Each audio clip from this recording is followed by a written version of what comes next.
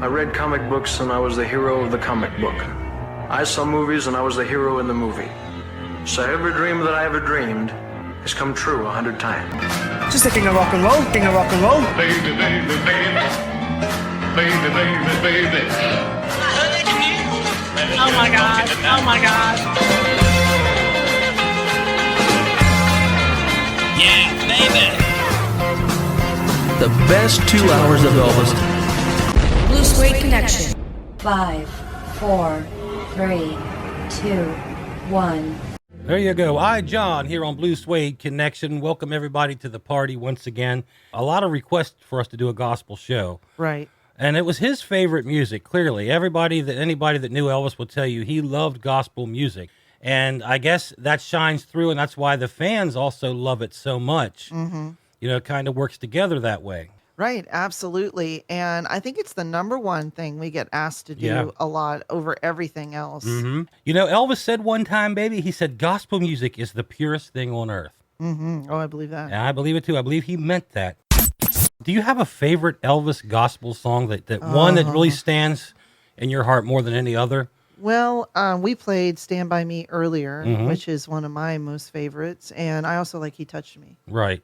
Now me, when I want that soft, somber, quiet, pretty Elvis gospel, I guess I would go with Stand By Me as well. Really? Okay. And if I want a big Elvis gospel, that How Great Thou Art Live, which is coming up very soon here on the show today. That's a favorite too. Yeah, and then I like the fun gospel, like Milky White Way, and I'm going to Walk Them Golden Stairs, the stuff he did in the early album. I like that stuff too. Oh yeah, Crying in the Chapel. How can you beat that? Exactly. That just velvet Elvis gospel. Yeah. Right now, you've got a good story you're going to share. Well, actually, I want to tell everybody what some of Elvis's Bibles actually sold for in the auction. Oh, interesting. Okay. Yeah, so 2012, one of his Bibles went $94,600. Wow. Yeah, that's pretty good.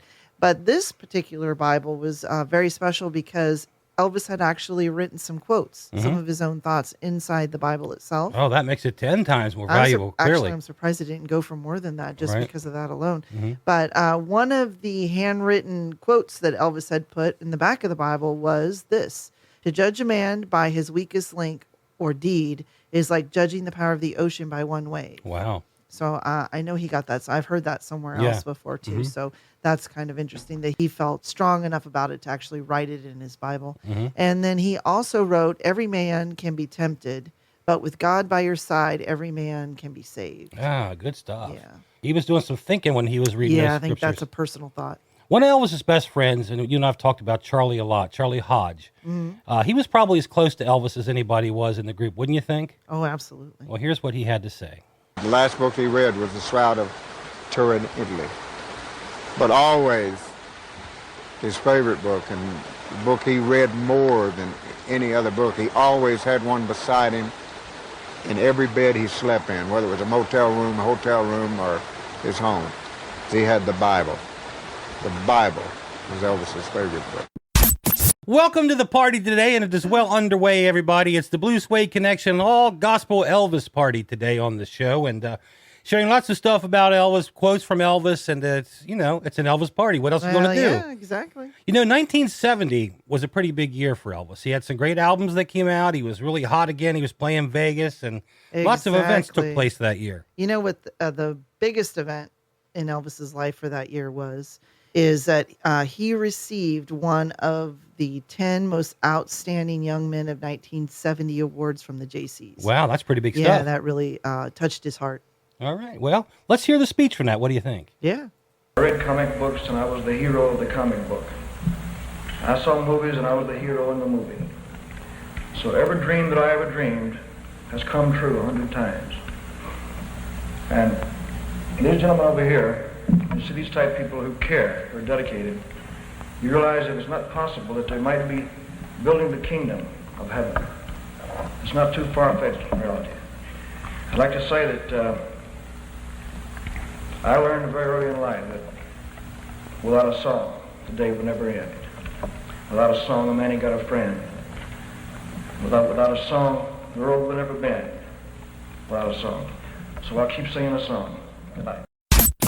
That's one of those fun sing-alongs right there. Joshua fit the battle around Jericho. Yeah, absolutely. All right, we're talking Elvis today and his walks of faith. Here's a couple little things. Elvis grew up in the Assembly of God Church, for those who didn't know that. As a teenager and young man, he often attended all-night gospel sings. Right. That's where he discovered gospel music and gospel groups. His first roots obviously were in the church, but as a young man, he would be interested. And I guess that kind of played an influence on him wanting to be a singer. I think, in fact, he originally did want to be in a gospel group, I believe.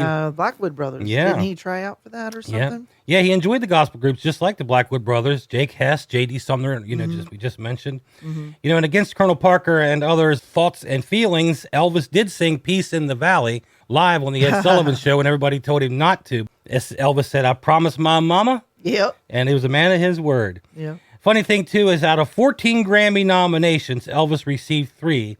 And all were in the world of gospel music. Sure. In 2001, Elvis was inducted into the Gospel Music Hall of Fame. I'm surprised it took that long. I know, right? Hey, TL. Yes. Dan. Why was Elvis arrested after his concert? I don't know. He was in trouble. Hey, TL. How was Elvis like a pirate? I don't know. He was a terror on the high seas. Okay. Hey, TL. Yeah. Why was Elvis at the cow farm? Oh, no. He was looking for backup musicians. We were talking earlier about how Elvis, mostly in concert, he did what he wanted to do. Right. If he felt like just changing up the whole list, he would do that and do whatever he felt like doing. Sure. And he liked to show off his fellow musicians on stage with him. And, the Stamps played with Elvis for many, many years, J.D. Sumner and the Stamps Quartet. Right. Well, there's a member of that group named Bill Blaze. And, in fact, if you listen to Hunka Burnin' Love, that high voice that Elvis is going, with at the end. Yeah. That's Bill. Yeah. But anyway, Elvis brought out the Stamps one night and just said, I'm going to let them do something. Right. Yeah. So I'll let you hear Bill tell that story, and you hear a sample of just how Elvis would do things like this on stage. This is good stuff right here.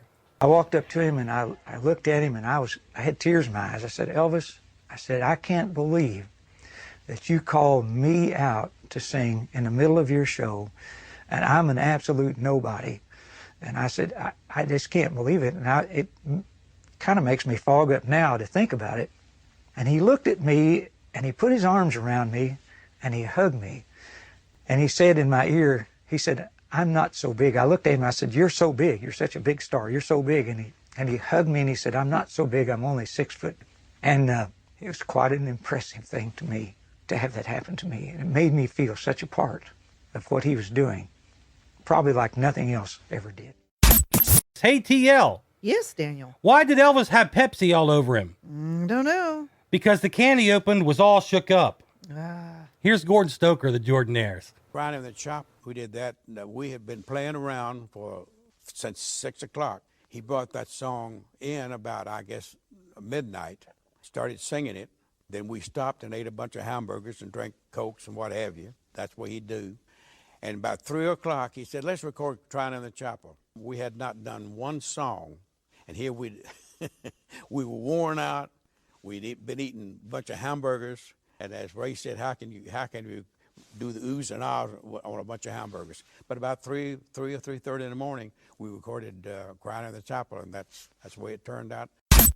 Hey, TL, I think Elvis fans are starting to catch on to Blue Suede Connection. What's not to love, Daniel? 2 hours of great Elvis music, lots of fun. It's our own private party. And we want everybody to be part of the party. Hear all the hits, rare cuts, and lots of surprises, too. We are your Blue Suede Connection. Thanks for watching. Don't forget to like and subscribe to the channel. And hit that notification bell. We are your Blue Suede Connection.